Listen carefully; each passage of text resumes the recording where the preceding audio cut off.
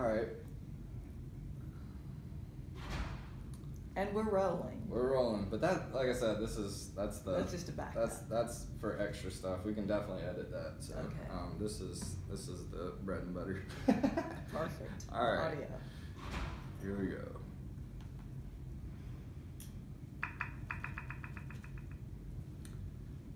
This little mic is pretty solid for an Amazon special. All right. Nice. Welcome everyone. I like the shirt. My favorite color. Is it? Nice. Let's start again. Yes. It's my Panther, Carolina Panther fan. I bought my husband a shirt that same color and gave it to him on Valentine's Day. Nice. That's awesome. All right, here we go. Welcome everyone to another episode of the Spread the Positive podcast. I have a very special guest with us today. Her name is Lisa Harless with Regions Bank here in Nashville.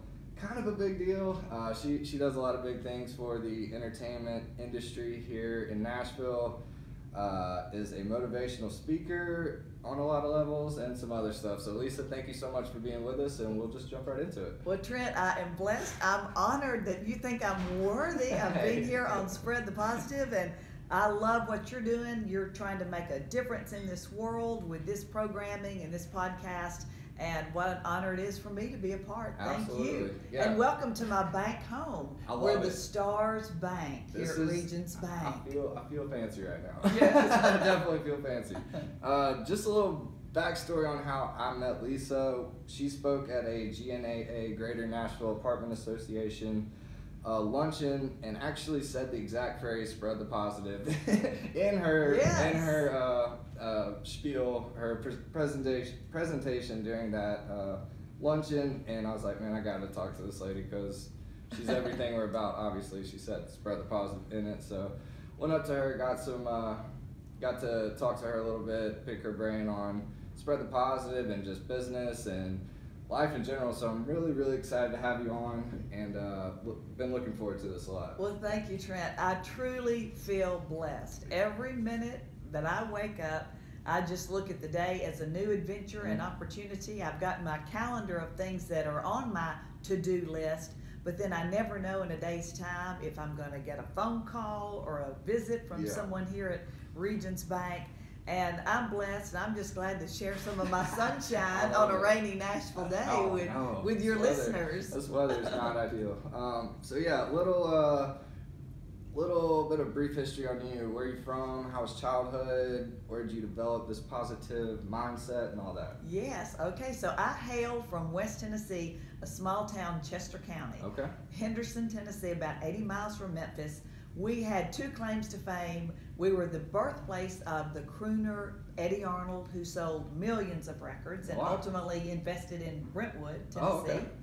And we're also where the original Buford Husser Walking Tall movies were filmed. About a real sheriff in West Tennessee who enforced the law with a massive club stick. And he would go into bars where there was corruption, and he would use that giant baseball-sized stick and eliminate the corruption with one fell swoop. Is that the Rock movie, The Walking? Well, that's a remake, yes. And there was a first one that was made that was about that guy. About that guy, Man, Sheriff really cool. Buford Husser from Chester County. Now we know. So that's where I'm from. Cool. My dad is he's a retired minister, and he taught at a Christian liberal arts school there in West Tennessee. Okay.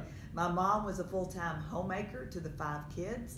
And it was almost a Norman Rockwell childhood. Wow. I remember growing up in this small town. We could go forever on our bikes, play with the neighbors' kids. I made the front page of our Chester County Independent paper because I sold 829 boxes of Girl Scout cookies one year. Fist bump from Trent. Yes. I love that. Real nice. And here people say, how in the world did you do that? And because now you've got some of the girls that'll park in the Kroger parking lots and that kind of thing. But I would get my pre-orders from the people, and then I thought, well, if Trent wants Thin Mints, once he finishes that box, I bet he's going to want 2 or 3 more. And I would order up, and then after I had given my clients a few days to finish that one box of cookies, I rolled back around with my little red wagon, and I said, guess what? I got more. You can get a refill from me right here. Wow. But so I had a great childhood. That's awesome. Had childhood jobs, making money. My brother Kel and I were very industrious. We had neighbors that had a little printing business in a garage. Wow. We had another fellow faculty member. He and his wife owned a gas station and a car wash and a laundromat. And I remember my brother and I said, well, we can clean that laundromat. This is early on. This is a preteen. Wow. But I loved the ability to have to be able to make money. Mm-hmm. And then sadly I would spend a lot at Miller's Big Star on candy. Hey, that's those okay. massive pixie sticks. That's quite all right. Yeah, back then especially. Yes, right? my dentist can attest that I loved my sugar, and I'm trying to do better about that. But I guess the point I'm making is that even as a child in this rural West Tennessee town, I was motivated to, if there was something I wanted to buy, I loved the fact that I could use my ability, my talents, whatever they were, my hard work, my responsible nature, and make money. That's incredible. So that's where I was up until 1978. My father got an opportunity to teach at his alma mater, which was Lipscomb University, Nice. and to teach and preach for one of the churches here in Nashville. My entire family moved to Nashville in '78, and I haven't looked back. Nice. And people say, why did you not go back to your small hometown? Trent, Nashville. there were three things that changed me forever, and I said, I can't go back as much as I loved living there. But one, going to a movie theater where I could pick between 3 movies, this is 1978, going to a mall with an escalator, that was 100 Oaks Mall, and going to Houston's restaurant, because our little town didn't have restaurants. Done deal. And I thought, sold. yeah, I'm sold. I am now what you call a Nashvilleian. That's what's up. That's awesome. So, and I guess another point there is that I loved where I was at the time. I had a former boss that used the phrase "bloom where you're planted," and you know there's a whole lot of truth to whatever you are, wherever you are, whatever situation you're in. Strive to excel. Be the best you. It may not be the dream job. It may not be the dream situation, but make it the best that you can. Control the controllables. But my childhood involved things like being in 4-H and being in public speaking contests as a 5th, 6th, 7th grader. Being in the I won a dairy contest, and it's funny now because I don't eat much dairy, but I helped create a recipe, and I won a mixer, but I always wanted to not only do what was expected, but I had that oomph in me to go above and beyond. Do you know where you got that from, or can you tie that back to something? Or? Yes, I think a whole lot for me was the family environment and great education in our public school system. We had great teachers who were very dedicated to us, passionate.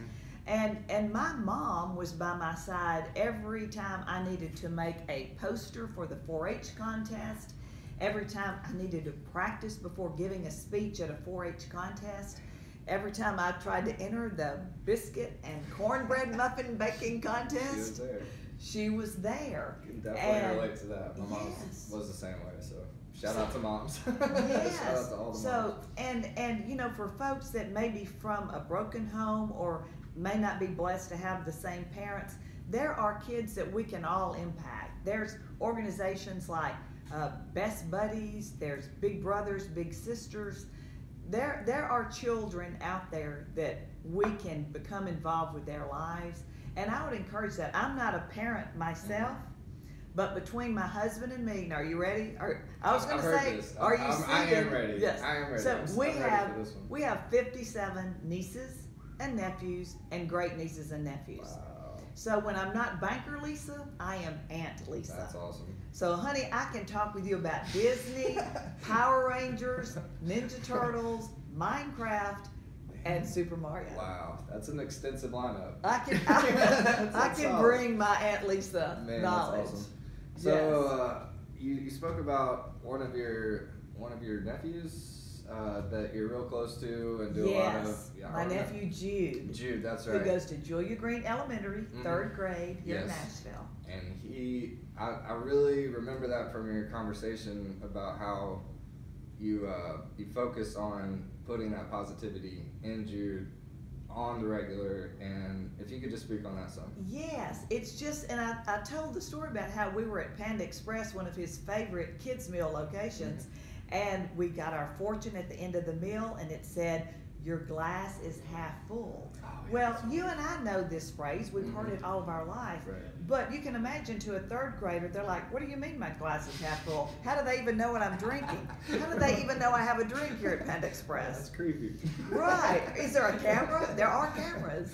And so I started explaining to him what that meant was when you, and I had a real glass, and actually he was drinking his root beer, and so we drank it down to about halfway. I said, "Now, Jude, is that glass, is that cup, is it half full or half empty?" And he looked at it like, he goes, "Now, wait a minute. Is this a trick question?" And from a third grader, I totally got his perspective. And then we started talking to him about what positivity means, and that how we look at things that happen, it can impact how we deal with that moment and how we deal with life in general. And we started, I don't even think I gave this example, but we started talking about things, halves and whatnot.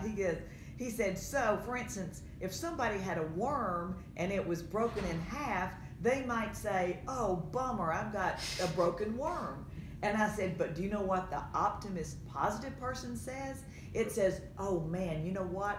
We're going fishing, and you can actually use half a worm for your bait on your hook. So guess what? We've got one worm, but that created enough bait for 2 of our hooks, so we can both fish." I love that. So just a simple thing, and when we start sharing these kind of perspectives with our children, who are our future, it's amazing how it impacts their perspective. Yeah. Another example that I gave is during the holidays, we visited our local fire station.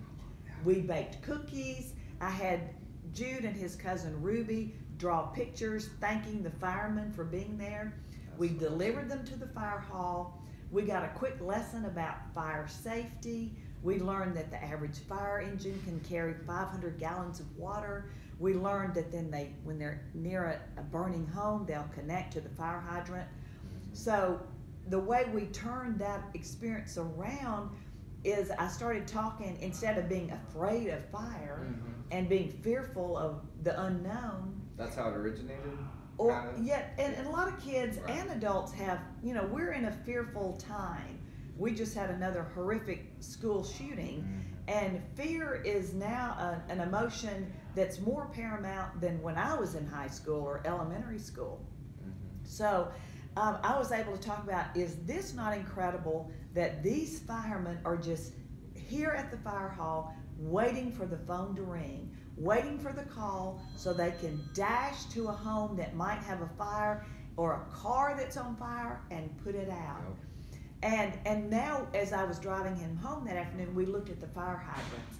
And what before you might not have even noticed, Zero clue. we were like, "Oh my goodness, so that fire hydrant, look Jude, there's one close to my house, there's one close to your house. Is that not incredible that if we have a fire, the firemen will come in their engine that already has 500 gallons of water on there, and then hook up to their hydrant and be able to save our house, save our lives." This is incredible. So I just encourage all of those that are around kids, grandkids, neighbors, kids at school, don't underestimate your influential power to change their perspective. So we're leaving Panda Express, and I see a cop out in the parking lot. And what did I say? I didn't say, "Oh my goodness, I hope I don't get a ticket. I hope my tags haven't expired. Ooh, I hope he didn't think I was speeding." No. I said, "Jude, isn't this awesome? That policeman is just kind of circling to make sure nobody needs his help." That's cool. How blessed we are. We live in a country where we've got people like firemen and policemen that have got our back. They're just on call if we need them. Absolutely. It's awesome. I love it. And you're 100% right with the influence on not just kids, but anybody. Like on adults, anybody. Exactly. It's easy to lose sight of how the smaller gestures can go really far. Right. So you spoke on that too, and I